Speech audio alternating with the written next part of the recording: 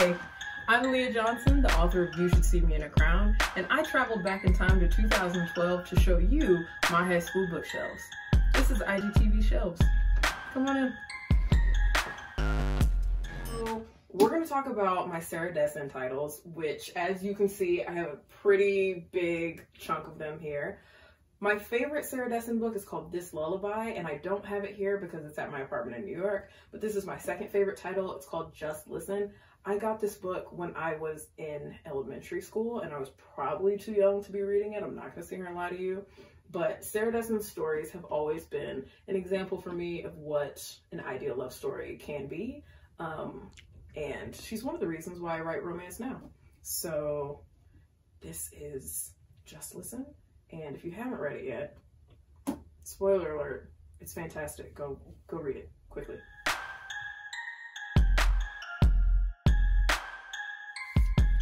All right, so this is Secrets of My Hollywood Life. I have a ton of these books. They're by Jen Calanita. I did a panel with Jen at North Texas Teen Book Fest a couple of weeks ago, and I had to fangirl out and let her know that I have been reading her since I was in middle school, probably. I'm such a huge fan. These books were so much fun to read, and I was really into, in middle school and high school, like books that had to do with fame and wealth and travel and access and luxury. Obviously, I had I had a real wish fulfillment thing that I was trying to do in the books that I read, and so you could read these books about this famous actress who's like a teenager and trying to like navigate that world, and kind of escape for a while. And that was like the biggest thing that I got from my books back then. So love this book, love Jen. Hope she didn't think I was too creepy when I was like freaking out when I met her, but I had to do it.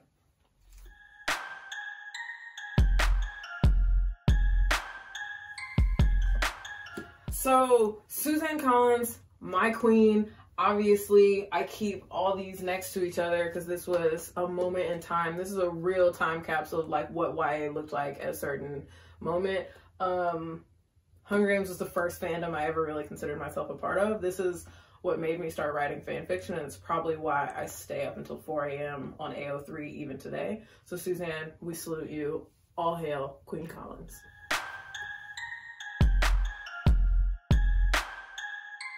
Alright, so this is Nick and Nora's Infinite Playlist by David Levithan. This book came out in 2006, which means I was in 6th grade when this book came out. And once again, probably shouldn't have been reading this. This is I think this is the original cover. This is the hard copy version. I didn't buy this until I was in high school, but I've read this book more times than I've read any other book, probably. Obsessed with this. Another one of the stories that made me so interested in like going to concerts and eventually in moving to New York City. So gotta shout out David for this. Big fan. So I can't say enough about how influential The Clique was on this moment in my life. I think I started reading these books when I was in around 5th grade. I remember reading this one in one sitting. I was so into these stories about these rich white girls who lived in Westchester, New York. Might be why I ended up at Sarah Lawrence, which is in Westchester. Who knows? Everything comes full circle.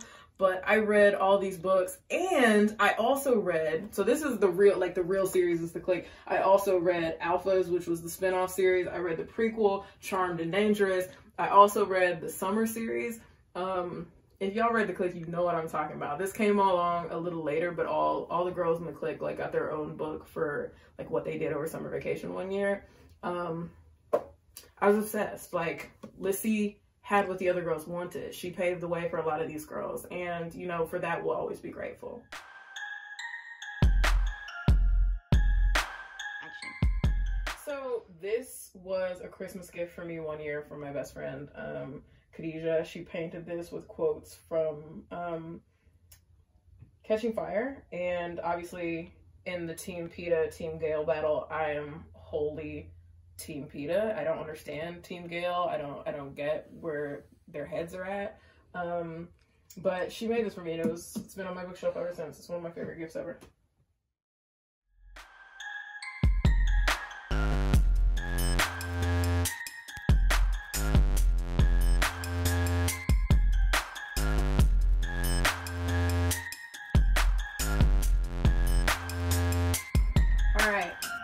got to get back to editing book 2, which will be out next summer. But in the meantime, hope you guys enjoyed hanging out with me and my shelves, and I'll see you on the internet.